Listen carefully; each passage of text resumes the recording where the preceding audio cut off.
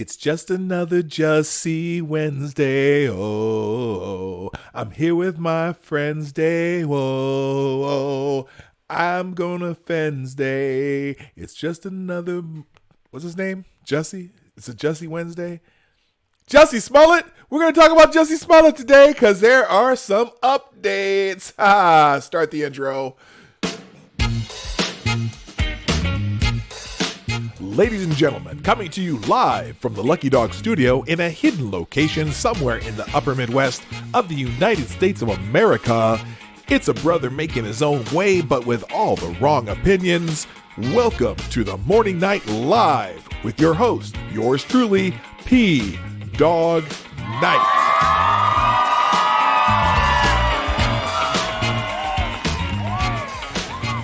I wish those things could come back once more. I wish those things never had to go. Oh, I'm sorry. I'm just jamming to a little Stevie Wonder. But this is actually the funk in the background is not Stevie Wonder. Good morning, people. Welcome to the Morning Night Live with yours truly,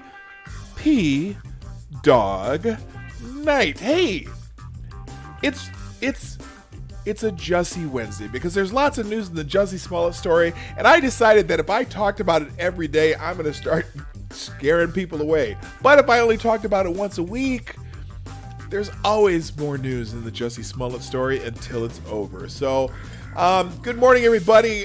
This morning, my first person in the window was good old Necroso Collins. Good morning. Thank you for being here. And Sarah was just behind, Diesel Dave. Good morning, Diesel Dave. I hope you're driving safely today. Be safe, my brother. We do not want to hear anything bad about something happening to Diesel Dave. And then Sarah was number 3. Good morning, Gilded Liberty. Good morning, Richo. Good morning, who else is here? Y'all are chatting away. It's going fast. Good morning, Chicago Mike. Good morning, Pirate Pete.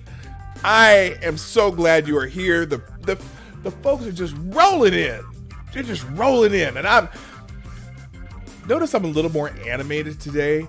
I actually got a great night's sleep. I got my reparations coffee right here. And I've had about 3 cups already. So, hey, I'm raring to go. Woohoo! Let's go, baby. All right, hey, we're gonna get right into it because there's a lot of news. There's a lot of news on this Jussie Smollett story because of the wonderful things we does. All right, now, hey, good point, Richo. While you're here, if you are here already, just smash that like button. I promise you're gonna like it, especially if you like hearing me bitch about Jussie Smollett. I don't know why I like this story so much. I just do. It's just one of those things. And, you know, I will talk about other things today, though. We will still do Twitter trends. We will still do, we'll find out what's on Twitter trends. What are people going to be talking about today? What are people going to be talking about today? Now, one other thing, too, is I watched a very interesting video. I don't know if you're familiar with Fleckus Talks. He's just this dude out in California who goes around and interviewing people, and he has this wooden spoon he attaches to his microphone. He normally just runs around interviewing people at like these events, like protests and marches and you know, just people on the street. Well, he did a very, very interesting interview, one-on-one, with none other than George Papadopoulos. And so at the end, please do not let me forget to give you a link to that video because it's about a 48-minute video, so we're not going to go through it here. But George Papadopoulos said a lot of very interesting things, and I want to see how many of those things come true. But let's see. Good morning, Chadwick Dupree. That's Damn It Chadwick, for those of you who don't know. And whoever else is out there lurking. I am so glad that you're here. So let's go ahead and jump into the old Jussie Smollett story because we do definitely have some updates that are fascinating. I'm just fascinating. In fact, bell ringing fascinating. All right. First, the young gentlemen, the Osundairo brothers, the Americans of Nigerian descent. Good morning, Kevin Duggan. The Americans of Nigerian descent have filed a defamation lawsuit against the Empire actors' attorneys. Yes, Chicago Mike, Austin Fletcher. He goes by Fleckus Talks. Great, very fun. His channel is fun to watch. Anyway, they have filed a defamation lawsuit against the Empire actors' attorneys, and several news outlets in Chicago have reported on this, and now it's starting to make a little national news. The two brothers, who Chicago police said were involved in an allegedly staged attack on Empire actor Jussie Smollett, have filed a federal defamation lawsuit against his attorneys. Attorneys for Ola. I don't know why they say Ola and Bola. Anyway, Ola and Bola held a news conference Tuesday morning to discuss the lawsuit, which has been filed against Smollett's attorneys Mark Garagos and Tina Glandian and the Garagos and Garagos law firm. Attorneys Mark Garagos and Tina Glandian, through their continued false statements, this is a quote, and hateful rhetoric, have only deepened the damage that was caused by the first out of 16 counts of lies that were told to the police that started this whole situation, said Gloria Schmidt, the attorney for the Osundairo brothers. My city, my police department, and my clients deserve to have their reputations restored, Schmidt said. Now, this is absolutely fascinating. They're suing the attorneys for $75,000 apiece. The lawsuit says that due to the attention and the negative comments from Smollett's attorneys, they haven't been able to get work, and it's affecting their livelihood. And so they're it's interesting because I don't know if this is going to go anywhere, but if it does, just more discovery to be a bitch for Jussie Smollett. But I got a feeling that may not go anywhere. And then this just goes through this continues with some details about the case. Let's see. Let me find it though, because there's one very important line that I need to find in this story. Hopefully it'll be here, and if it may or may not. Oh, by the way, in a statement, Garagos and Glandian said, quote, "At first we thought this comical legal document was a parody. Instead, this so-called lawsuit by the brothers is more of their lawyer-driven nonsense and a desperate attempt for them to stay relevant and further profit from an attack they admit they perpetrated." While we know this ridiculous lawsuit will soon be dismissed because it lacks any legal footing, we look forward to exposing the fraud the Osundairo brothers and their attorneys have committed on the public. Well, if it's dismissed, I don't know that they would have an opportunity to expose any fraud. So there would have to be some kind of thing. Garagos and his firm filed their reply to an organized effort by news organizations, including this station, to unseal the records connected to Smollett's now dismissed criminal case. They argue that since the charges were dropped, Smollett is entitled to the right of privacy just like any other citizen. Well, that'll be interesting because the city of Chicago still has a lawsuit against Mr. Smollett, and I'm pretty sure that that's part of the discovery process. Good morning, Piccolo. How you doing? Say hi to my friend Blind Press over there while you're around. Let's see. And who else? Did someone else just drop in? Oh, Seamus Derby. What's up, brother? And all you need. Good. Oh, y'all are rolling in. There's a whole bunch of people here. I love it. Good morning, everybody. Yes, I'm a little animated. Now, so that's that article from ABC News in Chicago. I'm going to close them as they go. So here's a copy of that lawsuit. It talks about the parties, the jurisdiction and venue, choice of law. The complaint will allege violations of the torts of defamation and false light established under the Illinois common law, blah, blah, blah. Factual allegations. So let's go through a little bit through this lawsuit real quick. On or around the morning of January 29, 2019, it was virally reported that actor Jussie Smollett. Oh, that's Jussie is short for Justin. Did not know that. We always were wondering why was it Jussie instead of Jesse? Because his first name is Justin. Is this the Night Terror article? No, we'll get to that one. Yeah, Piccolo, we will get to that one too. Because like I said, there's a whole bunch of stuff. I haven't talked about this for a week, so I'm getting everyone caught up. Some of you might be ahead of me, but I don't care. We're going to get caught up because this is my favorite story right now. I don't know why. It just is. All right. That Jussie Smollett was attacked in Chicago's Street River neighborhood while walking home. Mr. Smollett had reported to Chicago police that two men in ski masks pulled a noose around his neck, poured an unknown liquid on his body, and battered him with their hands and feet. Now, just a reminder, if the Osundiro brothers battered you with their hands and feet, you would know it because Jussie Smollett would have been knocked the fuck out! Sorry, I'm getting really loud. I got to realize I'm on a microphone. All right. Mr. Smollett reported to Chicago police, blah, blah, blah, blah. Let's see. Mr. Smollett also reported that the masked men yelled, "This is MAGA country!" I'm still doing that. I just think that's funny. It's like, y'all familiar with Mighty Mouse? Mighty Mouse is a cartoon character in the probably early 60s, late 60s, and then there were reruns and shit. But Mighty Mouse was this character. It was like a little Superman mouse. And I just can picture Mighty Mouse going, "This is MAGA country!" Anyway, referring to President Trump's campaign slogan, "Make America Great Again," along with various racist and homophobic slurs. That was the line I was looking for. "Here I come to save the day." Yeah, that's it. Y'all know who Mighty Mouse is. Cool. MC, what's up? Uh-oh. Can't touch this.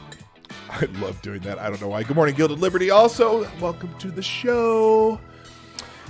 Mr. Smollett's report led to an international outrage with near unanimous calls for the Chicago police, hereinafter CPD, to find and prosecute Mr. Smollett's attackers. On February 15th, CPD investigation led them to the Osundiro brothers, the plaintiffs in this case, upon which they were taken into custody and questioned. On February 15, 2019, plaintiffs were promptly released without charges as there was verification and in-depth corroboration that the attack was a hoax, entirely conceived and directed by Mr.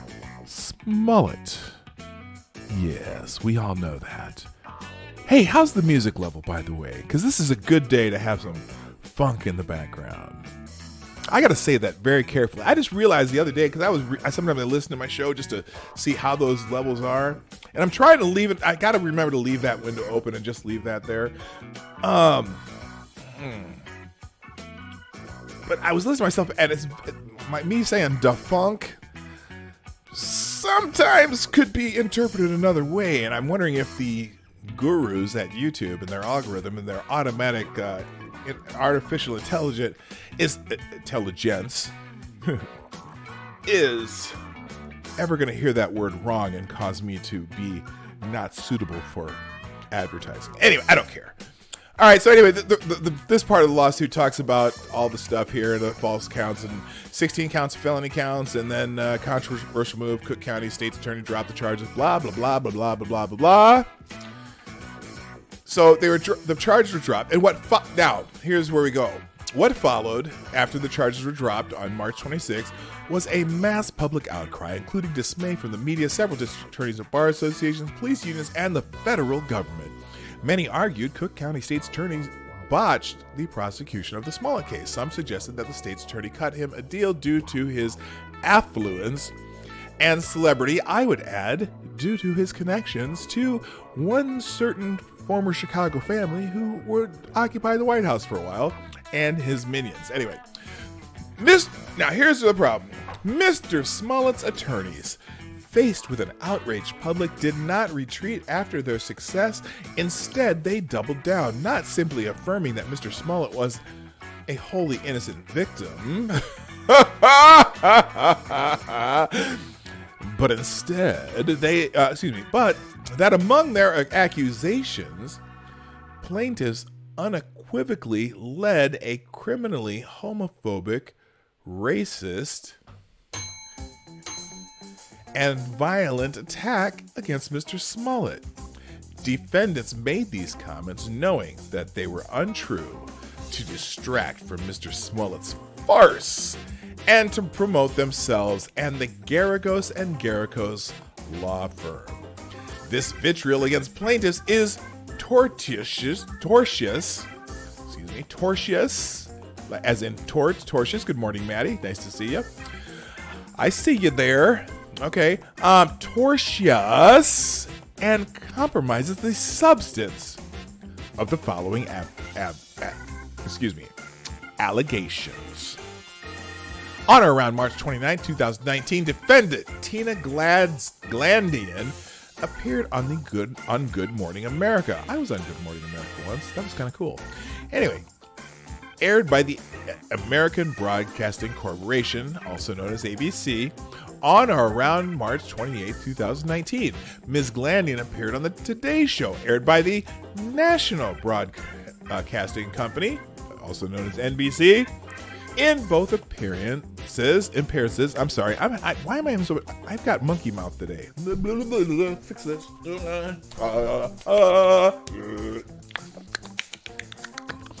All right, I'm better. In both appearances, Ms. Glandian discussed her client, Mr. Smollett, and his criminal case. The following statements were echoed in numerous other publications, including the podcast Reasonable Doubt. All the statements alleged below were in concert and coordination with defendant Mark Garagos and defendant Garagos and Garagos law firm. Ms. Glandian insisted Mr. Smollett was innocent of making a false report and falsely added that plaintiffs criminally attacked Mr. Smollett. She's saying that that it was their attack. Ms. Glandian then falsely submitted that plaintiffs may have been wearing whiteface. Damn it, whiteface. She didn't say that, I said that. Whiteface. While attacking Mr. Smollett, again stating plaintiffs battered Mr. Smollett and adding to the implication that this battery was a hate crime. This bitch accused the Osundaira brothers of a hate crime. I'm sorry, did I call her? I'm not going to call her a bitch anymore. I don't know. She might be a very nice person, but so I should probably. Well, I don't know. I don't care. Okay. Ms. Glandian's statements that plaintiffs committed a hate crime against Mr. Smollett and donned whiteface were published to third parties everywhere as they were broadcast by ABC and NBC, and they were republished in numerous newspapers, blogs, and periodicals. Of course, most of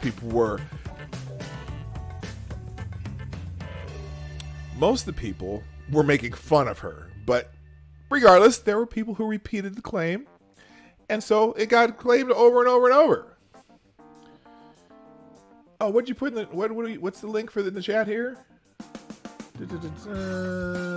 Chadwick, where are you at here? Hold on, hang on. Thank you, Richard. I was trying to say that some reason my fingers are fat today. What's the link in the chat for? Tell me. Subbing to Chadwick. Oh, okay, cool. I will do that. I'll just do it here. I'm gonna do. Oh, I can't do it somewhere. This window's going to open. Oh, damn it. I hate when I do that. There's no way to go back now. Sometimes I should just know better than to click anything on this.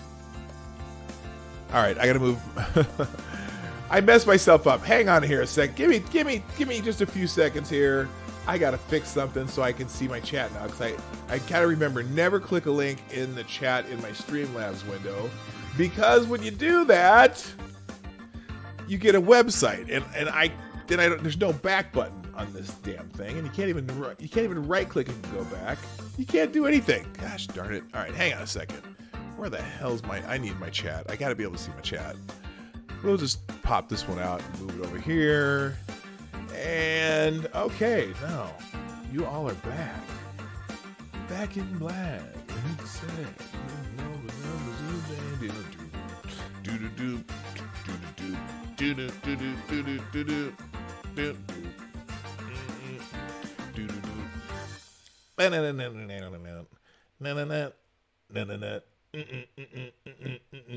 Okay, we're back. Okay, so here, what the hell am I doing? Where was I? We were in the lawsuit here. Sorry guys, you know what? I'm goofy today. I just am. I'm just a goofy dude. And poof, there we go. Anyway, so I'm not going to read any more of this. They're suing the attorneys. I want to see, there's something, let's see. Over and over, basically, the white face, yeah. Common suffered significant. Oh, okay, here we go. Thus been, let's see. Miss Glandian's statements that plaintiffs donned whiteface on the day of Mr. Smollett's alleged attack are patently false and defamatory, as neither wore whiteface or pretended in any way to be Caucasian.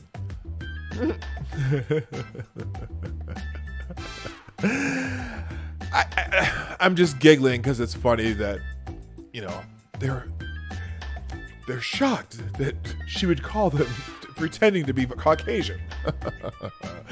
So offensive. Miss Glandian's statements were made after the close of Mr. Smollett's criminal case, did not serve any legal function, and was not a requirement of her job as a defense attorney. Instead, these statements were unnecessarily made on national media to advance Mr. Smollett's and Miss Glandian's reputation and fame at high cost to the plaintiffs. Indeed, Miss Glandian's statements have caused considerable damage to plaintiffs' careers as they have lost talent agent contracts and career opportunities. Although one of them did win the Chicago Land Amateur Golden Gloves boxing tournament, where he has a devastating right hand that would have knocked Jussie Smollett the fuck out. Okay. Blah, blah, blah. As a result of Mr. Glandian's comments, plaintiffs suffered significant emotional distress and feel unsafe and alienated in their local Chicago community. This is because Ms. Glandian, a very famous attorney, falsely and publicly stated plaintiffs have committed a gruesome hate crime, lied under oath, and intentionally misled CPD. Yeah, that's a smear. I mean, unless she has evidence of that, now that'd be interesting. Again, discovery. They're going to try to get it thrown out.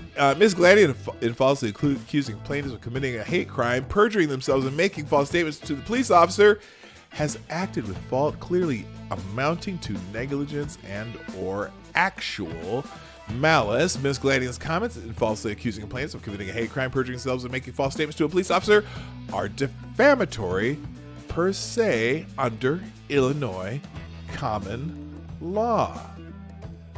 In other words, put up or shut up. Biatch!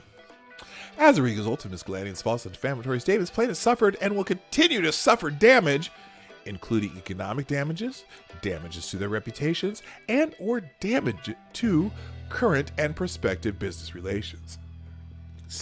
So then they go through all the statements harming that she said that harmed them.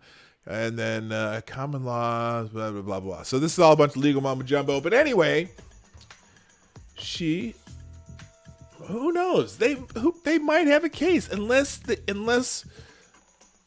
she can prove any of the stuff that she's been saying. She there's no reason. I don't know. She wasn't even stating an opinion. She said they did these things, except for the white face. The white face thing was just an opinion. But, you know, whatever. All right, so that's the lawsuit. Moving on. Here's the statement by Mark Garagos and Tina. At first we thought this was a comical legal document, or this comical legal document was a parody. Instead, the so-called lawsuit by the brothers is more of their lawyer-driven nonsense and a desperate attempt for them to stay relevant and further profit from an attack they admit they perpetrated. While we know this ridiculous lawsuit will soon be dismissed because it lacks any legal footing, we look forward to exposing the fraud the Ozendairo brothers and their attorneys have committed on the public. Hello, Faithless. Good morning. All right. So, now, this is interesting because Lee Daniels, who is the creator of Empire, very well-known producer and director, was on the Breakfast Club in New York City, on radio. I think it's on Radio 1 in New York. And this is an interesting little ditty too. He said he is standing by Jussie Smollett, but it's interesting. Well, let's just listen to a little bit of this, because this is interesting too. I don't know if Lee Daniels necessarily has confidence in Jussie Smollett, but he. Well, I'll let you be the judge. You be the judge. I may stop this a couple times. So here we go. It's hard to do sketches now, though, especially when real life is way better. Like, who could script the Jussie Smollett situation? I mean, who can write something like that? Now that laugh, I'm deciding if that laugh was a. You motherfucker, you brought this up. I really don't want to talk about this. Or if that was a I'm biding time trying to think what the hell I'm going to say about this bullshit. Or oh, fuck. It could be any of those three.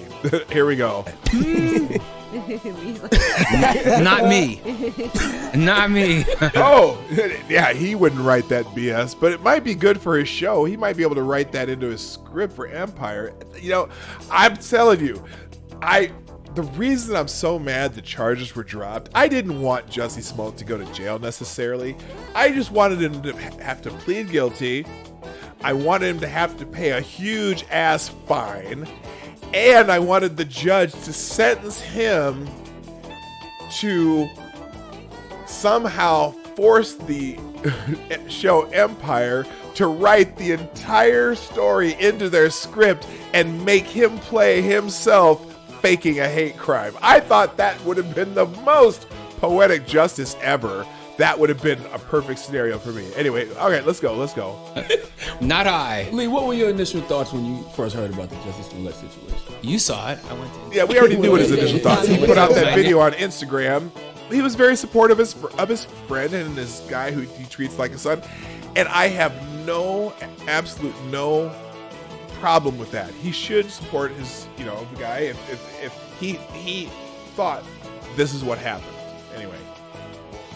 I know. Especially when real life is way better. Like, who could script the Jussie Smollett situation? Backwards. I mean, who can write something like that? Not me. Not me. Not I. Lee, what were your initial thoughts when you first heard about the Jussie Smollett situation? You saw it. I went to Instagram. My initial thoughts, I went straight to Instagram. Yeah. It was probably the most devastating because, look, I cannot judge. I can only have compassion. And so my thoughts are inconsequential. I mean, I just... But they're not, though, because you run Empire. So there was rumors that you were going to get rid of him and things of that nature. Mm-hmm. We're in talks to figure out what we're going to do. Now, notice... He supports Jussie, but they're still in talks to figure out what they're going to do, which means nobody on that set believes him now. No matter how much he protests, no matter how much they say, we support you, Jussie, the fact that they're in talks of what they're going to do tells me they know he is full of the shit. I've seen this at SNL's piece about me. Because... Yeah, he saw that ditty on Saturday Night Live. It's real. It's traumatic. It has traumatized the show. It has traumatized the actors. It is very painful to talk about, even now. And I think that we're still living it and we're trying to figure it out. We are. And regardless, you know what? I'm standing by him because regardless of the outcome, because I can't discard someone that it's like discarding my son. He made a mistake. That's all. Well, his brother's saying Allegedly. that it did still happen. Yeah. Oh, yeah, his brother is saying it about did the incident and that Jussie is telling the truth. Do you believe him, Lee?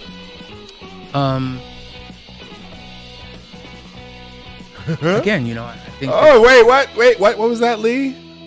You didn't answer you're not answering the question. Do you believe him? My thoughts are inconsequential. Like, he's my son. This is true. Hey, guess what? And if you're close to someone and they make a mistake, even if they end up paying for that mistake, you do support your family. If it's like family him, I don't have any problem with what Lee Daniels is saying here. Lee Daniels is a good friend, even if he, if it had gone however it could have gone. He's not saying he believes him. He's just saying that he's standing by him because that's his friend. That's someone who's like a son to him. I don't have any problem with that. You would if one of your favorite relatives did something really stupid, even though you knew they did it, you would still at least stand by them and be supportive of them, even if they had to go to jail. You'd be in the courtroom and you'd feel bad for them. Okay. Jordan, do you believe him? My name is Bennett. All right, so then Jordan asked this Jordan dude, do you believe him? And he said, my name is Bennett. If you don't know that one, it's my name is Bennett and I ain't in it. So he's not answering the question either. Anyway, moving on. What's the next thing? Oh, by the way, our good friend Kim Fox was worried that her office was too hard on Jussie Smollett, according to the messages that they had. If you didn't know this, the Freedom of Information Act forced the state's attorney's office to produce text messages from the state's attorney, because that's what they do. A day after grand jury indicted, so apparently these messages were saying that they were too hard on Jussie, but also she had some choice names for him too. A day after the grand jury indicted actor Jussie Smollett from 16 felony counts, Chicago's top prosecutor was privately having doubts. The prosecutor, Kim Fox, had delegated the case to a deputy, but text messages released this week show that Ms. Fox remained closely engaged with the case and worried that her office was being too harsh on Mr. Smollett, who has a prominent role on the show Empire and who was accused of orchestrating a fake hate crime and lying to police. So I'm recused, but when people accuse us of overcharging cases, 16 counts on a Class 4 becomes Exhibit A, Ms. Fox, the Cook County State's Attorney wrote in a text message to a colleague in March. Her message went on with what many assumed was a comparison to sexual abuse charges she had announced against R. Kelly, the R&B star. Mr. Kelly's lawyer has said his client is innocent. Pedophile with 4 victims, 10 counts, Ms. Fox said in the message. Washed up celeb who lied to the cops, 16. On a case eligible for deferred prosecution, I think it's indicative of something we should be looking at generally. So she calls him a washed up celeb. That's good, because, now he's washed up, dirty, dried, put it back in the wash again, and probably going to be hanging on the... No, I shouldn't say that. That's really stupid. Probably going to be just washed up more. Anyway, just because we can charge something doesn't mean we should. So anyway, she...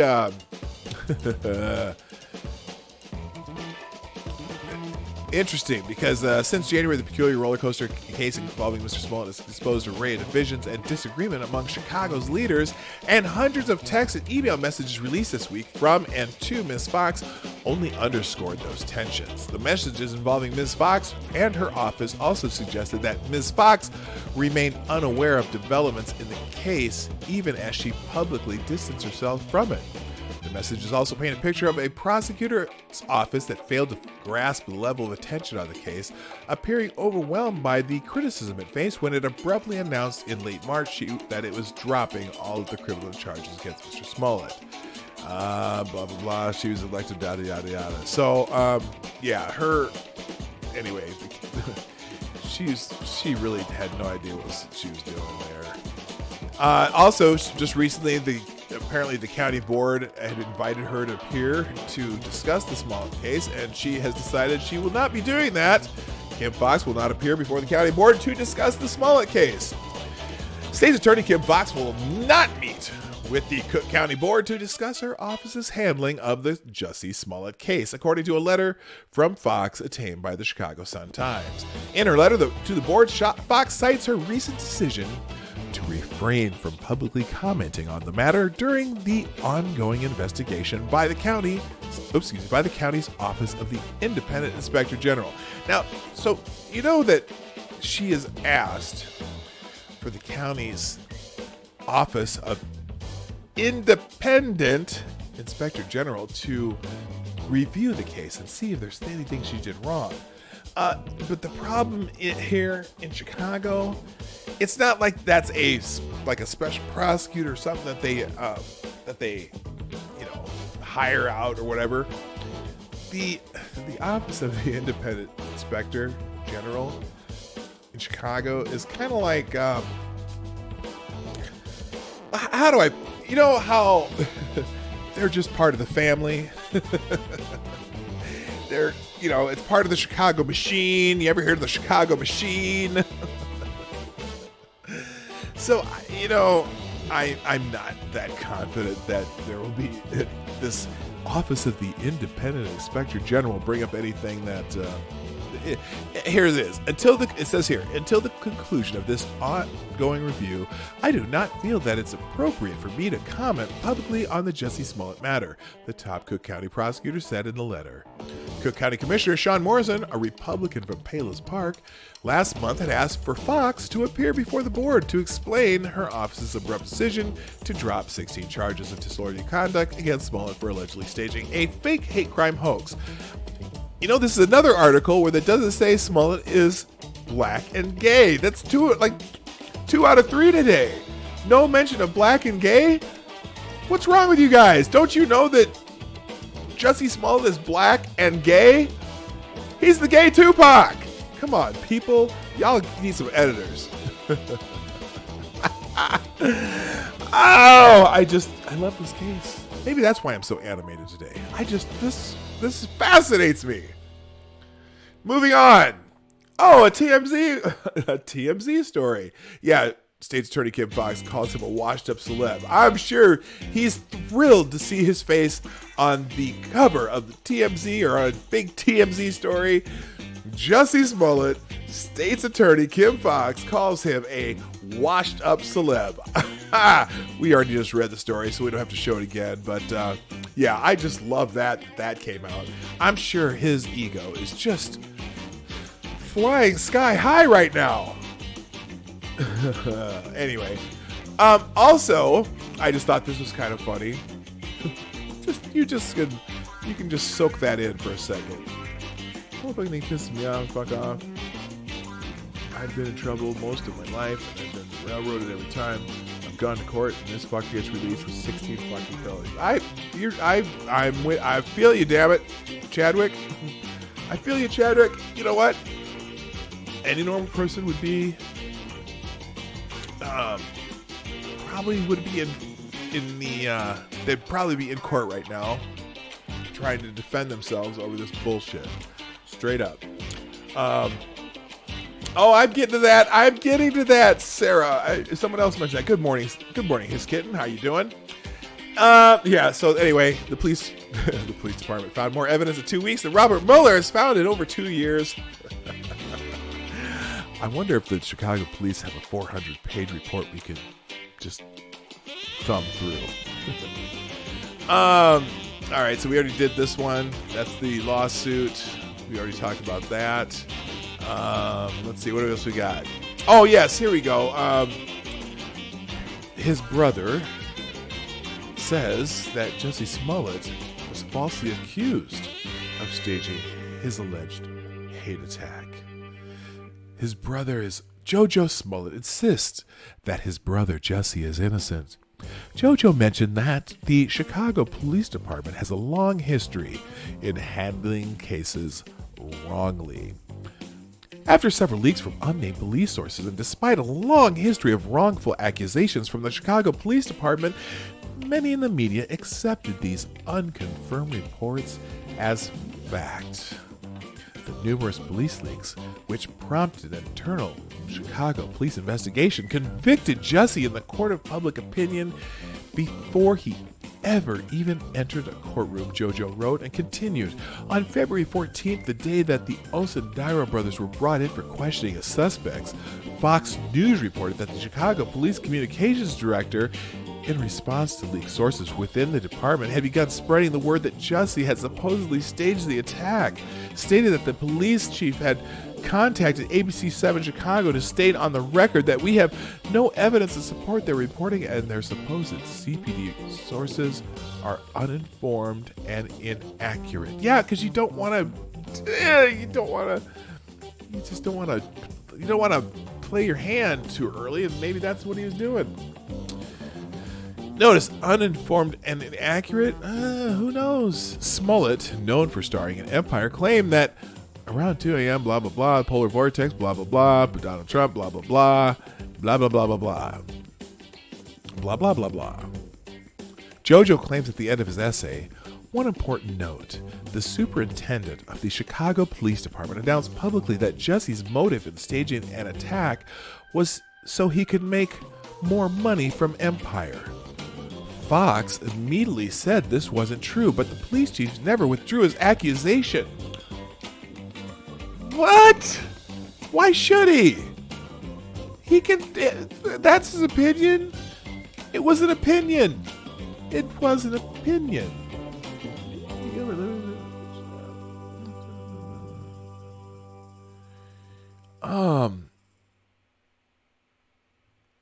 Anyway, whatever. Oh, here's the story. This is the other story, though. Jussie Smollett's brother claims actor is having nightmares over the alleged attack. Jussie Smollett is reportedly experiencing night terrors over an alleged attack that occurred early this year. The Empire actor's brother wrote an op-ed for BET titled, "What if Jussie is telling the truth?"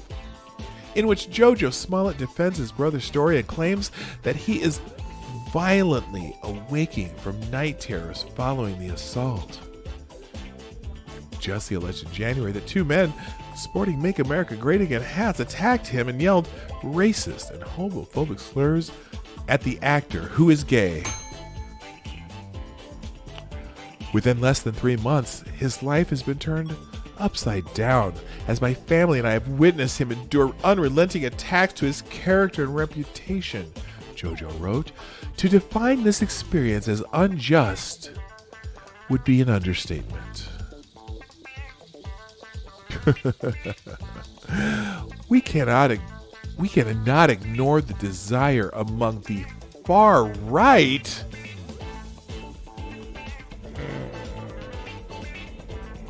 if you think the far right are the only people who think you're a lying, not you, JoJo, but your brother is a lying biatch, you're sadly mistaken, JoJo. You're sadly mistaken. We can't ignore the desire among the far right to criminalize whole sectors of the country, which they either refuse to accept or feel are natural political opponents, JoJo wrote. Let me be clear. It is undeniable that many people on social media support my brother, he wrote. The love he receives from his village, fans, and fellow activists is real. His gratitude is unwavering. Now, speaking of, I've been trying to find some of these supporters of Jussie Smollett. And yes, there are a few out there, and I personally find them a bit humorous because they're just, yeah, I do too, Gilded Liberty. I cringe every time I hear the words far right. I do not think that means what they think it means. True. I was trying to find one of these supporters, and I found one as I was going through the Jussie Smollett hashtag this morning, and her name is Debbie. And Debbie is now again, whenever I put people on here, I do not want anyone to harass them. I do not want you to go in and in fact, I really ask that you don't. I don't care if you go and disagree or whatever with somebody, but please don't. Don't do it because they heard it here, and also two, you are representing yourself and not me. Let's put it that way. Debbie Mitchell is this lady must obviously is a huge Jussie Smollett fan, and so she's been retweeting things. Empire actor Jussie Smollett's attorneys Mark Garrows and Tina Glandian called brothers' defamation lawsuit a comical legal document. And then she's all over this attorney. So she quit the case because the brothers refused to stand by their claim that this was a staged attack. I wonder why. Maybe because it was a lie. What gets me? She quit. Now she's back to many emotions. Here, why leave them come back? Something stinks. This lawyer is not loyal. She needs to learn punctuation. Maybe because it's Twitter. Tomorrow's history will be made. Watch Empire tomorrow. Apparently, Jussie's character is getting married. Honey! AJ's in the chat. Hi. Good morning. Good morning. Good morning. Good morning. Yeah, apparently he's getting married to his beau on Empire. The fake character, whatever's character. Jamal's getting married on Empire. But this woman's definitely a huge fan. She's so excited about the thing. Then she retweets this. In weeks we haven't heard shit about Jussie, but the brothers already talked nonstop about their gym, about they not getting acting gigs, and y'all still believe that Jussie wanted to promote his career theory? Oh, his profile would have been so huge if it were real, though. And it's huge for the wrong reason. Just for the wrong reason. Everybody say hi to AJ. That's my daughter. Anyway, Debbie Mitchell. What the hell? But he say no such thing. Because there's a serial. They're trying to figure out. There's a series of murders in Chicago of black women, and they're trying to figure out if there's a serial killer targeting them. At least according to the Root. But at least that's what they're saying. There's tons of unsolved murders in Chicago because there's tons of murders in Chicago, and but there's a conspiracy theory that there's a serial killer targeting women, and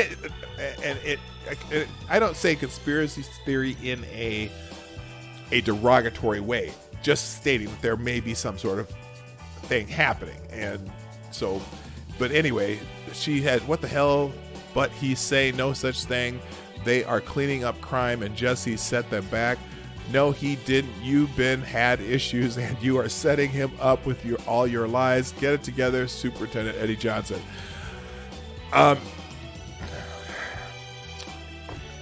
Because there's no punctuation in that, I had no idea how to read it. But Debbie, and here's... Oh, no comment. That's Debbie's new profile picture. Let's just go past that. Cops falsely arrested man, then lied on paperwork, but D hasn't done anything about it. Not surprised at all. But she's just, this woman is... Oh, apparently someone was accusing the attorney for the Osundaira brothers of sleeping with the attorney, but then but what happened here is someone accusing her of sleeping with the Attack brothers in the Jussie Smollett case. Oh my God, that would be bad. Man, everyone character is being drugged through the mud. No exceptions, I guess. I wonder what was posted up for her to make this statement. So that was the statement right there. Hey guys, be cool with that. I'm happily married. I have 2 kids. I'm with my husband. Your insinuation that I'm sleeping with my clients is demeaning to my husband, female lawyers everywhere, and my clients. My husband was in the video next to me. Thanks. But she is born and raised in Chicago, Nigerian brothers. Funny how CPD chose to state they were Nigerian from the onset, despite knowing their passports showed American birth and residence. Are white Americans called Irish or Greek or Italian when they are involved in crimes? You know what? It wasn't necessarily the police that were saying that. They're Nigerian descent. They have a Nigerian Igbo name. So I understood the mistake, but then I said from the beginning of this thing that, no, they're not Nigerian. They're Americans of Nigerian descent. Anyway, so this woman is just all up in Jussie's business. She must really like Jussie Smollett. All right, let me see. Anything else new? Yeah, we already talked about the story that he wrote for BET. Here, if you want to read the BET, here's the BET article that JoJo Smollett wrote. If you want to do that, I'll put that in the chat. but we're done talking about Jussie. All right.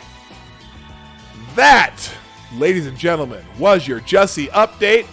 It's Jussie Wednesday, of course, and we are done with Jussie Smollett. All right, so, hey, everybody. So just a little reminder. I'm learning how to do this on a regular basis. The Morning Night Live with your host, Dawg Knight, is brought to you by you, the viewers of the Morning Night Live. If you haven't done so already, right down there, see that little arrow that says share? You can share this. You can share this on Facebook or Tumblr or Twitter or what? You know what? I can even put the Twitter link. Oh, I already dumped it anyway. I put the Twitter link in the chat somewhere there. But anyway, you can share this, whatever. Also, please, if you haven't done so already, there's that little like button right over somewhere over here. Wait, no, it's over here. No, the like button's over here. About right there. Somewhere close to there. I'm not sure. It's about there. Hit the like button. Just interact. If you happen to watch part of the show now and then watch the rest of it later, you can also put something in the comment section. Comments, any kind of interaction helps the algorithm. And if you really want to support the show, I do not have super chats via YouTube, but you can do them via Streamlabs. The link is down in the description below. Also, Sarah is so kindly periodically puts the Streamlab links in the chat. So, all right. Let's move on to Twitter trends because it's time to do Twitter trends. And that's what we do on our daily basis on the Morning Night Live because, we like to know. We want to know. We just got to know, what are people talking about? What are they going to be talking about later in the day? What are people going to be talking about on the other shows you watch today? And we usually find that out via Twitter. All right, here we go. Now, it is Wednesday, and every day of the week, Twitter's got to talk about the day of the week. And of course, number one trending on Twitter right now is Wednesday Wisdom. And number two is Wednesday Motivation. So we're just going to combine those into one and click and see what's on the top. Oh, this is someone called Brexit Tory. When Corbyanistas finally find a grooming victim, they give a stuff about it, and it turns out to be a member of ISIS. What? So, if you're familiar with British politics right now and the whole Brexit thing that they're trying, the people in a vote voted to have the UK leave the EU or something like that. I don't know. I get the UK, Great Britain, all that thing mixed up, but they want to leave the EU. And apparently there's an issue with the grooming gangs or grooming victims. So let's just see what the hell this was about. Labour MP who said ISIS bride should come back to UK wants to ban President Trump from a state visit. Okay. Same people who are welcoming returning ISIS jihadists want to block leader of UK's number one ally from entering the country. Left-wing Labour MP. During a radio interview in February, I see. Left-wing Labour Party MP, member of Parliament, for those of you who don't know British government lingo, Rupa Hook, who said that ISIS bride Shamina Begum should come back to the UK, is now calling for President Donald Trump to be banned from entering the country on a state visit because of racism. During a radio interview in February, Hook said Begum, who had her citizenship revoked, had suffered trial by media and should have been allowed to return to the UK from Syria. This despite the fact that Begum literally stitched bombs into suicide vests to ensure they exploded when taken off during her time alongside ISIS jihadists in Syria. Begum was also a member of the Hizbah enforcement group, which handed out brutal punishments to those found flouting ISIS laws on how to dress and behave. She also pointed an automatic weapon at women in Syria for wearing brightly colored shoes. Well, anyway, so this MP thinks this person should be welcomed back to the UK while President Trump should not. Regardless of what the different people in their political factions think, President Trump is still the president of the United States, and he goes on states visits, and the Queen is the head of state officially in Great Britain, and she has the prerogative to invite people for state visits. So whatever. Moving on. Now let's find some good Wednesday wisdom, because it's at the top, but it's not my Wednesday wisdom top pick. Let's find a good top pick before we move on for Wednesday wisdom. Wait a minute. Could this be it? Nope, that's not going to be it. Let's see. All right, now I'm going to... Terry Crews. I'm going to read it just because I want to read it. You've been taught that pride is a manly thing, that pride is a good thing. Male pride causes wars. Millions of people have died because of male pride, because one man would not back down. Terry Crews. Pride is not what... in some cases pride has caused wars, but sometimes it's just assholes, okay? And sometimes when an asshole starts a war, another asshole needs to smack him down. So, I don't know. That's how very feminist of you, Terry. Thumbs up for you, sir. Let's find a really good Wednesday wisdom, because that was not it. It's okay. I know where he really is going there, and yada yada blah blah blah. Hey, Irish Rose. Just noticed you were in the chat. Good morning, Maniac Man. I gotta look at the chat more often. Hello, my daughter, my beautiful daughter. Pride is one of the 7 deadly sins. She'll be with us all day, people. That's my girl, AJ. Let's find a good Wednesday wisdom. Okay, here we go. To bring anything into your life, imagine it is already there. That's kind of like dress for the job you want, not the job you have. That's like, if you can dream it, you can believe it. Yes, that's it! That will be our Wednesday wisdom for the day. To bring anything into your life,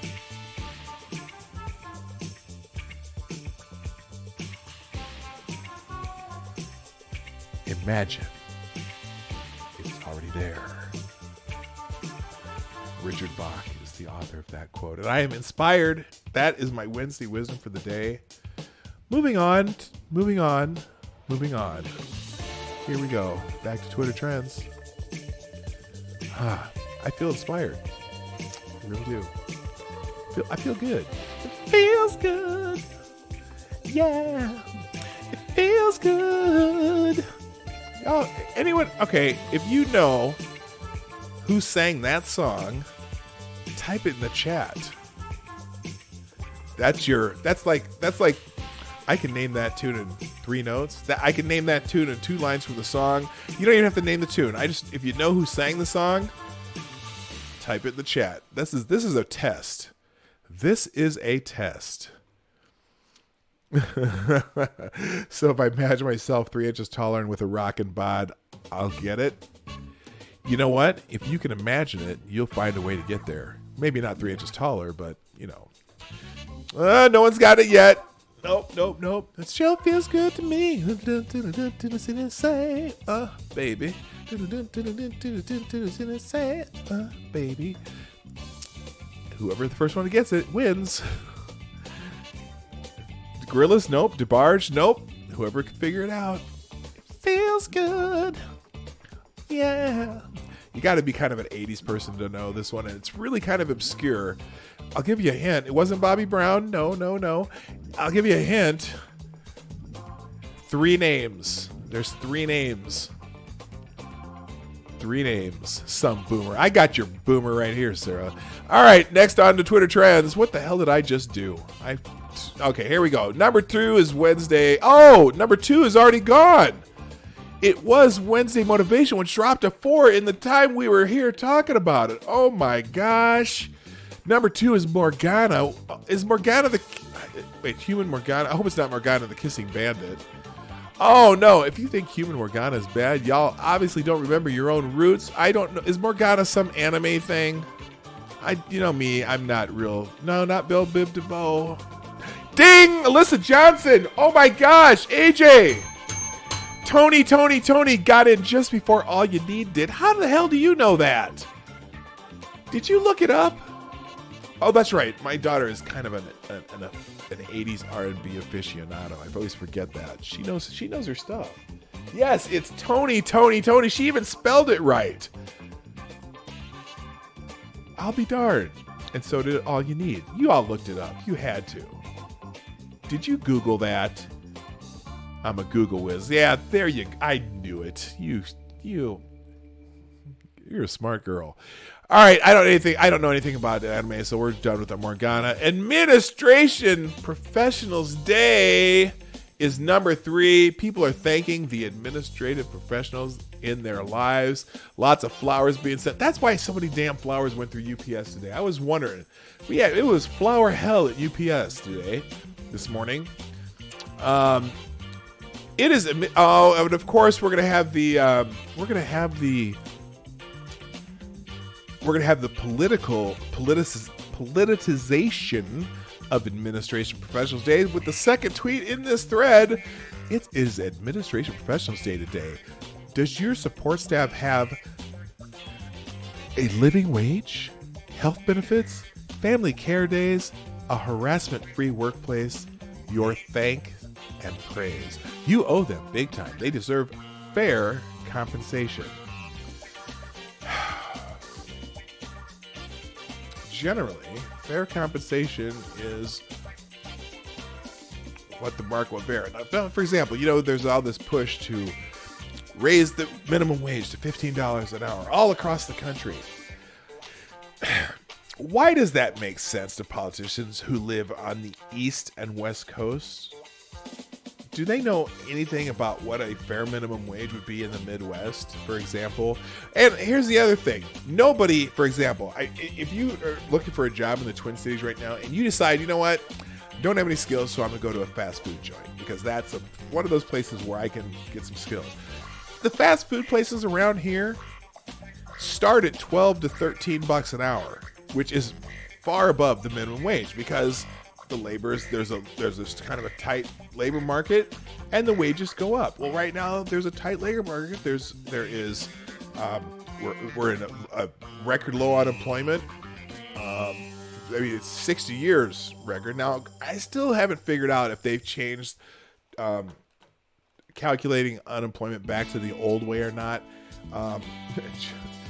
Early in the Obama administration, they kind of changed how they were calculating it because there were so many people who had been out of work for so long that they started not counting the people who had run out of unemployment benefits and were no longer looking for jobs. And they used to count those people. So that would, your unemployment rate would be higher because they would still count those people and they stopped counting those people. So I'm not 100% sure that the way we measure it now, they say it's record unemployment in the last 6 years. I'm not 100% sure that the way we've calculated now actually reflects the way they calculated it 60 years ago. But it is, unemployment's up, wages are going up because the tight labor market, and pretty much anyone who wants to find a job can probably find one at a decent wage. Even here, someone working at Burger King right down the street from me, they're starting at $12 an hour at a very low skilled job. So, it's one of those things. Anyway, so people are celebrating it. You know what? If you have a office manager or office person who answers the door, or you work somewhere where there's a receptionist or someone who answers the phones, give them a thanks today. Happy Administrative Professionals Day. Number 4, Wednesday's motivation, we're skipping. Number 5, Steve King is trending. Don't know why. Let's find out. Representative Steve King says he has better insight into what Jesus went through after being rebuked by Congress for his racist remarks. Way to spin that, Politico, but here we go. Steve King's kind of a shithead anyway. I you know what? Legislatively, I tend to agree with him, but he just says some stupid shit. I just wish he wasn't done. Whatever. And of course, everyone's framing it that way. And even this is kind of stupid to say. Yeah, King, you said some stupid shit, and people called you on it, so just shut the fuck up. I'm trying not to swear out loud, but I did whisper it. Is Johnny Hellcat in here? Do I need to get my swear jar? All right, that's why Steve King's trending. And, everyone loves to beat up on Steve King, so you'll probably be hearing about him all day. Steve King, let me just say something to you. Here, Steve King. Steve, if you're watching, let me just make something perfectly clear to you. Steve King, are you listening? Right here. Look me in the eye. Steve King, you are not Jesus. You need Jesus. You are not Jesus. You need Jesus. Gotcha, brother. All right. Moving on. All right, what's next? What's trending after Steve King? Steve King, where you at? Oh! When I throw a party, guess what? I'm going to right-click that. What am I going to do here? How do I do this? When I throw a party, I want to do this so that I'm going to save this one. Because this one will be the fun one. And I like to end with a fun one. And that's a fun one. So what we're going to do is we're going to just open another window here. New tab. New Twitter. Back down here to trends. Back down here to more trends. And we're going to just find that. We're going to skip that one for now. We're going to come back to when I throw a party because that's how we're going to finish today. When I throw a party, use this, by the way. The when I throw a party hashtag, feel free to put that in the chat and see what you would put for the hashtag when I throw a party. Come on. Go ahead. All right. After when I throw a party, Wednesday thoughts, not Wednesday thoughts. Skipping it because we already did a Wednesday thing. Kicker Justin Tucker lands a 4-year contract extension with the Ravens. Football. We're not going to talk about football. But, if anyone a Ravens fan, if you're a Ravens fan, put a 1 in the chat.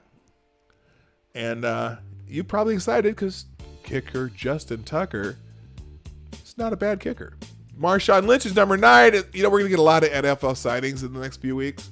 It's kind of that time of year when they talk about who's going to stay where and who's going to go where and who's going to sign new contracts and blah, blah, blah. And the NFL, I think in the NFL draft coming up, or did that already go by? I don't know. Anyway, you're going to be hearing a lot about that. So there'll be a lot of trending. And also high school basketball signees. Those show up in the trends a lot too right now because this is just before National Letter of Intent Day or whatever.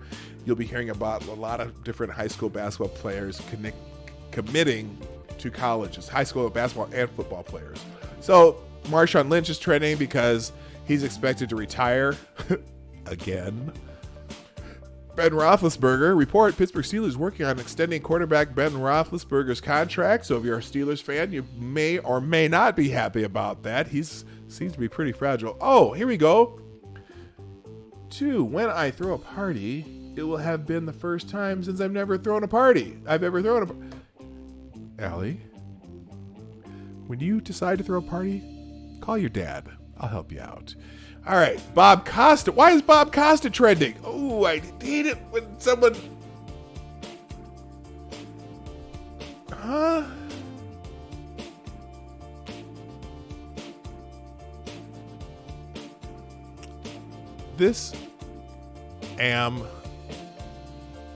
Okay, again, editors, please learn to write. Donald dumped on the fake New York Times for its reporting on what's in the Mueller report, saying the press is the enemy of the people. Tonight he calls Bob Costa, Washington Post, to reveal his executive privilege plan using the media. He's the enemy. Okay. Trump says, of course, it's, Trump's got to be in the top 10 or top 15 every day. Donald Trump: I didn't call Bob Costa of the Washington Post. He called me. Returned his call. Just more fake news. Let's see. Trump says he's opposed to White House aides testifying to Congress. Why should they? Okay, I've already done my quota of Washington Post this week, so I can't even read the article.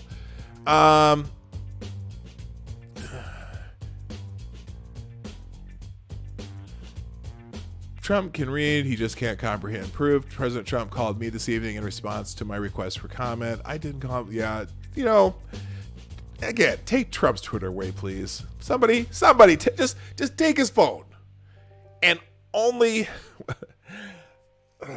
let him tweet like one time a day, because sometimes he does too much. And of course, the Krasensteins. Of course, Brian Kras. Now, here's going to be an experience. So there's a Brian Krasenstein tweet, because the Krasensteins try to be the first one to tweet. They sit at their computers all day waiting for Trump to tweet, and they reply. They try to be the first ones to reply every day. And they sit in the same room and same office right next to each other tweeting to Donald Trump. And I don't know, you know, and there are millions of followers. And then one tweets, and then the other tweets, and then they respond to each other's tweets sitting next to each other in the same room. And so I always love when there's a Donald Trump tweet to go find the Krasenstein tweet first and see what the brother replied to the other brother. By the way, for my daughter, did you know they're twins? You probably don't even know who the Krasensteins are. They're annoying little twin dudes who spend their entire life responding to Donald Trump on Twitter. That's all they do. I can't think of anything else they do. There must be a way to make money from that. I don't know. But anyway.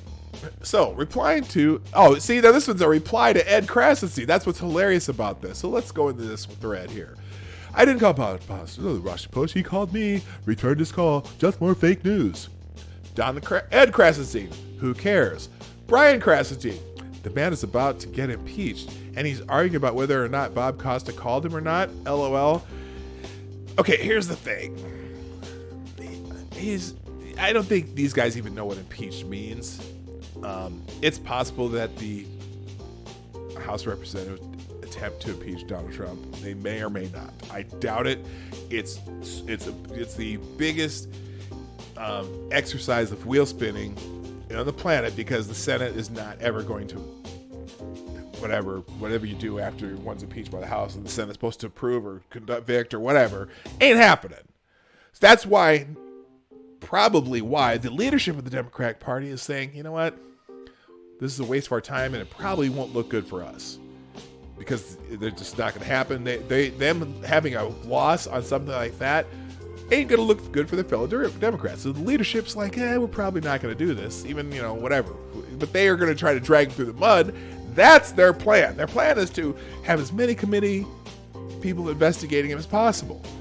The Trump administration wants to avoid that by not having all the people who just testified to the FBI to have to go through this crap again. So, I get it. It's going to be this political battle for the next 2 years. But I'm still going to laugh at the Krasensteins every day. They're cracking me up. All right, moving on. That's our Trump tweet of the day. Number 12. Kim Tae-young? Who is this another, you know what? I'm guessing, what the actual fuck? Kim Tae-young, blah, blah, blah, blah. To the girl of feminist, are you still alive? Are you okay? Still okay? What happened here? I don't know. Anyway, he's from this band BTS, the boy band from K-pop people. I know it's K-pop, Allie. I was just about to say that. Every morning you can find K-pop trending on Twitter. I think it's because of the time of day. I think the Koreans and all the K-pop fans tend to tweet on Korean time, where it's in the evening in South Korea. So anyway, enough. BTS. Okay. Jobs are trending. Well, jobs are trending. Oh, 5 jobs I have had. That's why. That's one of those Twitter trendy things that people do. I don't know who started this, but 5 jobs is trending. 5 jobs I've had. Lauren Chen, aka Roaming Millennial, cafeteria worker, teaching assistant, congressional intern, researcher, content creator. Let me think. 5 jobs I've had. Well, my first job was a dishwasher at a Holiday Inn when I was 14.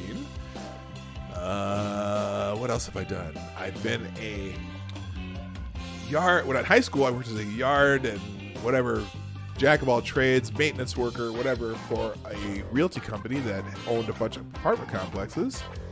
Let's see, what else? I've been a server, bartender, whatever, for several different places, starting in college and into my early 20s. I've been a restaurant manager. I've been the manager of a catering service at a top 10 insurance company in their own internal food service. And I've been a mortgage banker. I did that for a long time. And I, let's see, what else? Let's give me a 5. Oh, 5. Basketball coach.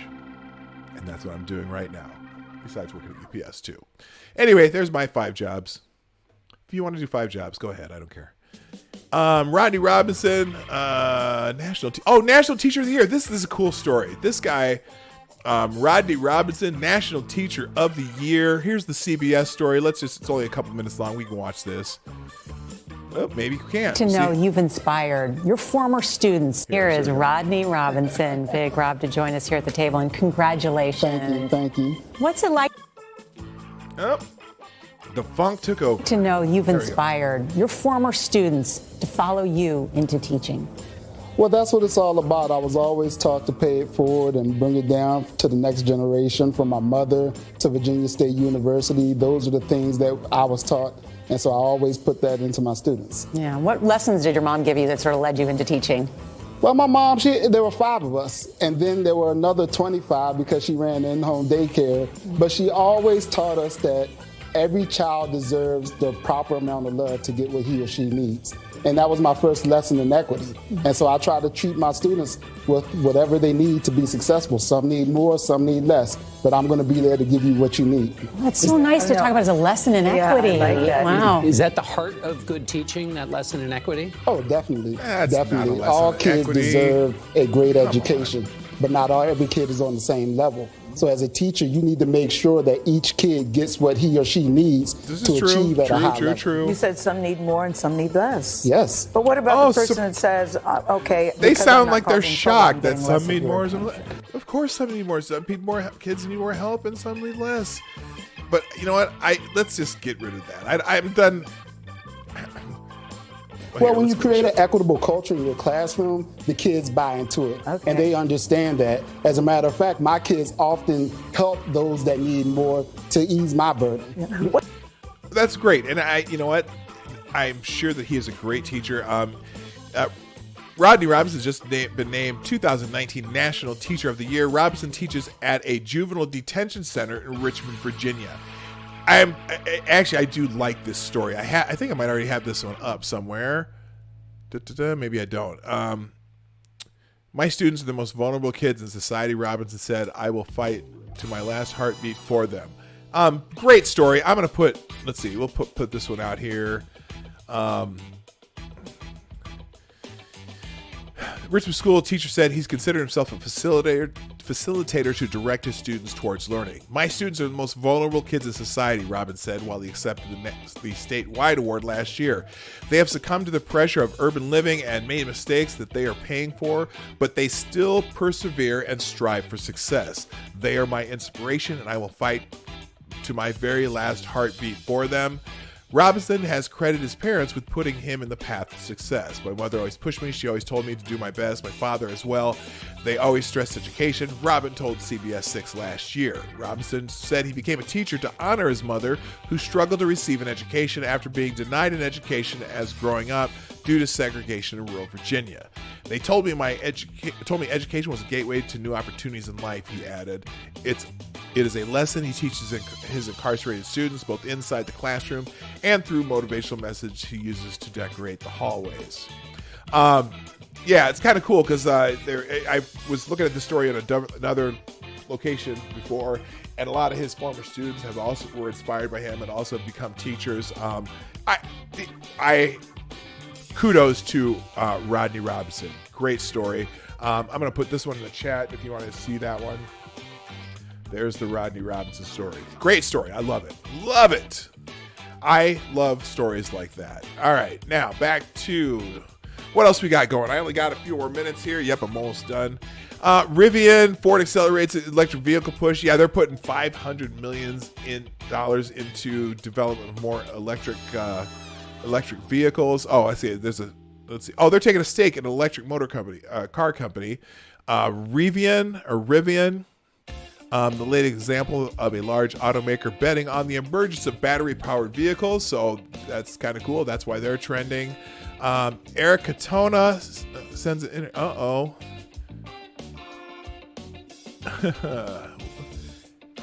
I don't know who Eric Katona is. Manchester United legend sends internet into meltdown with explicit egg clip. He sparked an internet frenzy after posting a bizarre and explicit egg video on his Instagram feed. The Manchester United legend's video prompted a combination of outrage, bemusement, and hilarity on social media. It was a marked contrast from his recent posts, including one of him posting United heroes Sir Alex Ferguson and old gunner that name. Check out the link. It's cute. All right, I'm going to pop that one. Oh, I can. Can I? Oh, I can do that in tab. All right, that link there. Is it a safe link to put out there? This is so cute. All right, I'm gonna do that. I'm gonna put it. What is it here? Oh, ever see a ball? Are you just put? Oh, weird. Look at that. A bald guinea pig. It does look like a hippo. Aww. Aww.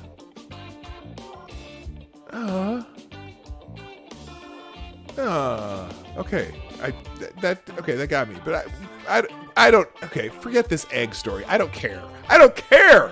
That bald guinea pig is so cute. All right, Barry Weiss. Oh, why is Barry Weiss trending? So many people hate Barry Weiss just because she's Barry Weiss. Oh, hilarious. Okay, so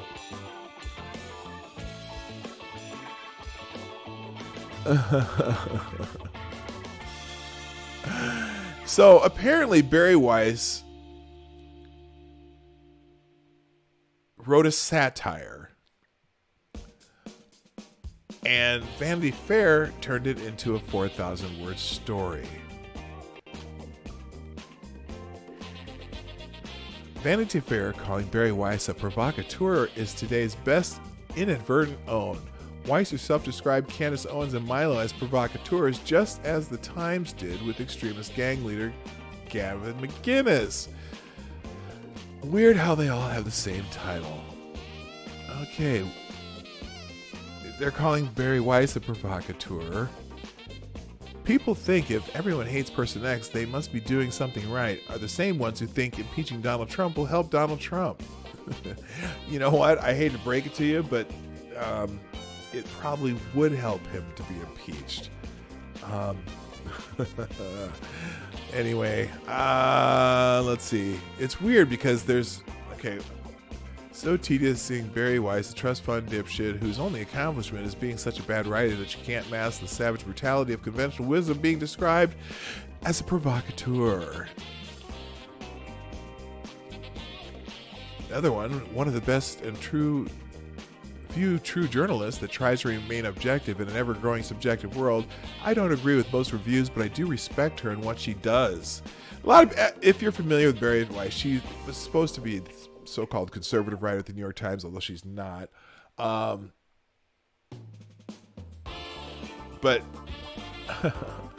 there's a there's kind of a caricature of her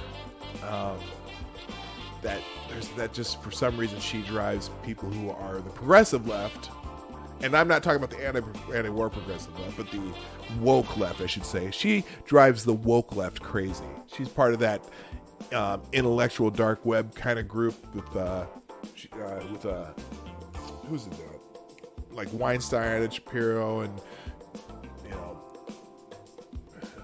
anyway Joe Rogan and those people. She's kind of in that not centrist, but just group of people that everyone loves to hate. Let's put it that way. All right, moving on. OANN is trending because Trump tweeted about him.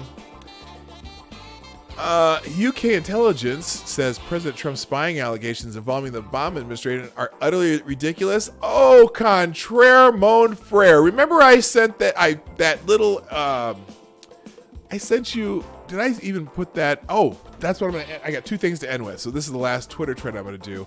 So Trump tweeted, and everyone's responding. OANN is a very conservative-leaning news network that's mostly on the internet, although they are on a few cable stations, whatever, cable networks and stuff.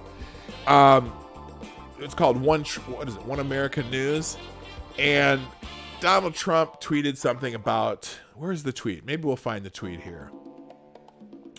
He made a tweet about them that some of the UK agencies were involved in this whole thing with Papadopoulos and the people that helped start the whole Steele dossier thing. And Christopher Steele is part, or at least he was part of the UK intelligence agency. That's where he's from. Okay, he's from.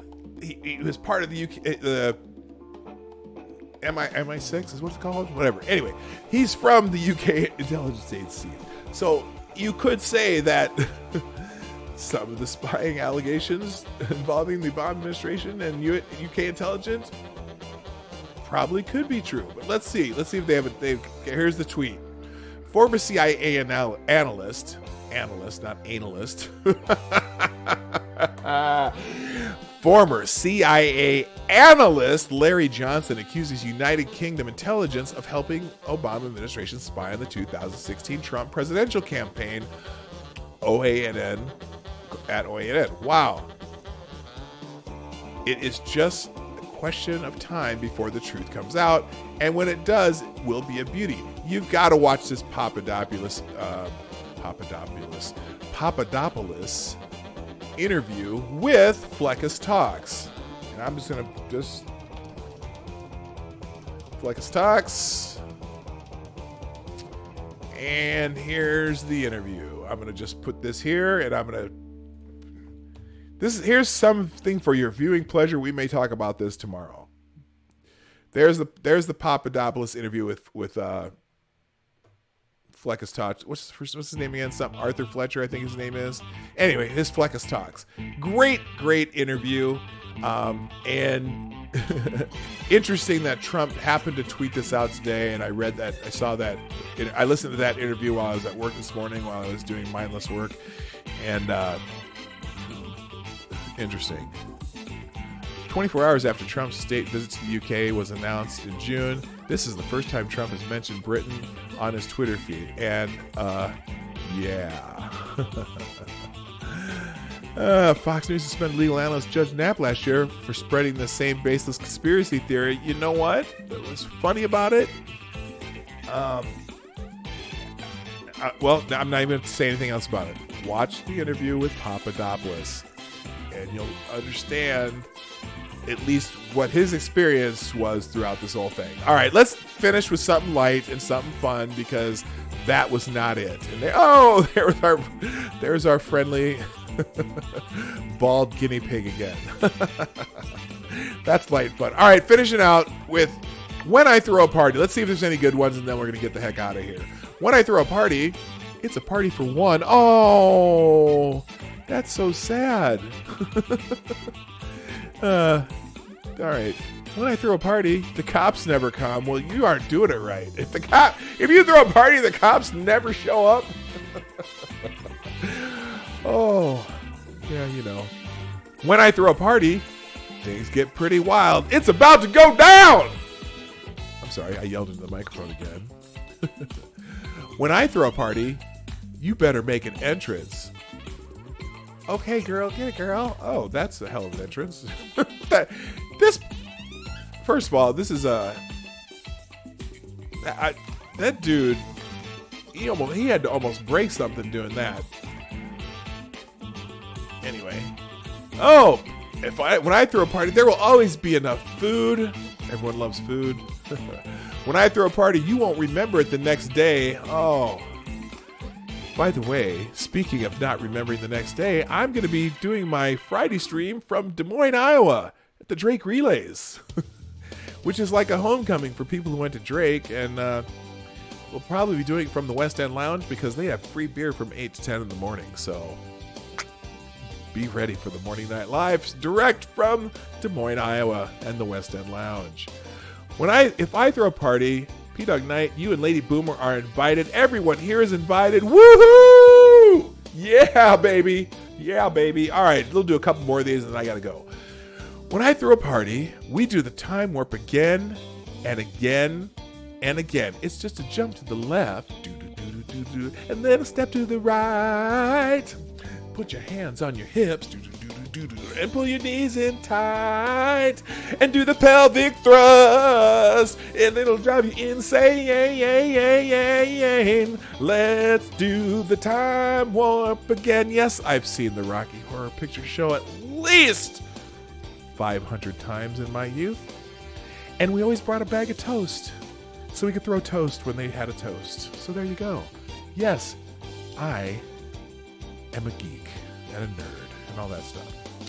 Is Lady Boomer going to be there Friday? No, she is not.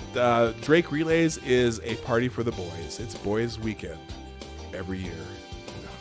Sorry, but Lady Boomy won't be there. I'm sorry, Sarah. Well, she'll be back. She'll be back someday.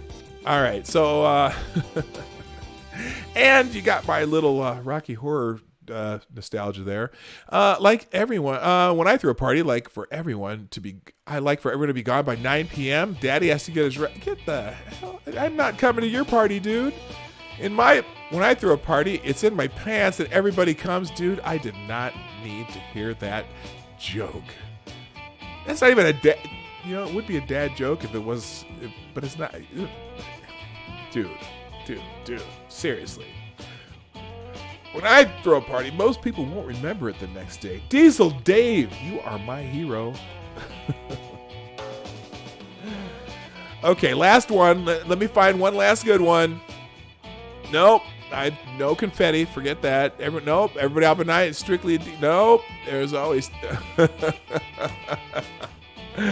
When I throw a party, there's always Tupperware.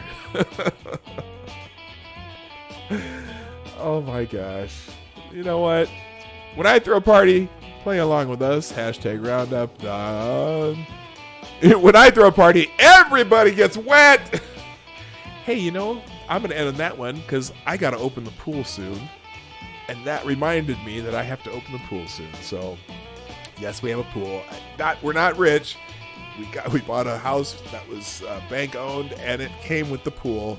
I really didn't want, but I kind of enjoy it. So I learned how to be a pool guy. I am Lady Boomer's pool boy. And on that note, I must end this. I must end this foolishness today. Hey, everybody! Thank you for being here. The Morning Night Live is here every day, Monday through Friday, 10 a.m. Eastern, 9 o'clock Central, and 2 p.m. GMT. For those people in the other parts of the world who use GMT, I've never been able to figure out if we're +6 or +7 or whatever it is. Anyway, that means Greenwich Mean Time. And, before you leave, thanks for being here, but you gotta, down there somewhere, hit the share, hit the like before you go. And don't forget, Streamlabs. If you ever want to, help us out financially, because I gotta buy beer for the boys this weekend. So Streamlabs is open 24 hours a day. You can either do a donation through Streamlabs, or you can use it for super chat status, and I will read what you write, as long as it can be edgy, but yes, I might edit for its over edginess. But anyway, thank you so much for being here. I am just thrilled to do the show with you. I hope you had fun today. Also, shout out to my daughter AJ, who's in the chat today. Fun having you here, dear. Thank you, everybody. My name is Dawg Knight, and I am out of here. Bye. Hey, this is Dawg Knight, and I want to thank you for joining me today on the Dawg Knight channel. Before you go, if you like what you saw and you're not already subscribed, please make sure that you hit the subscribe button down below, and definitely click that bell that pops up afterwards so you'll be notified when I post new videos or when we go live. I broadcast my live show, The Morning Night Live, Monday through Friday, 10 a.m. Eastern, 9 o'clock Central, and 2 p.m. GMT. A special thanks to all supporters of this channel who share our videos on social media and who make donations through our Streamlabs link in the description below. Thanks again, and until next time, I'm Dawg Knight, and I'm out of here.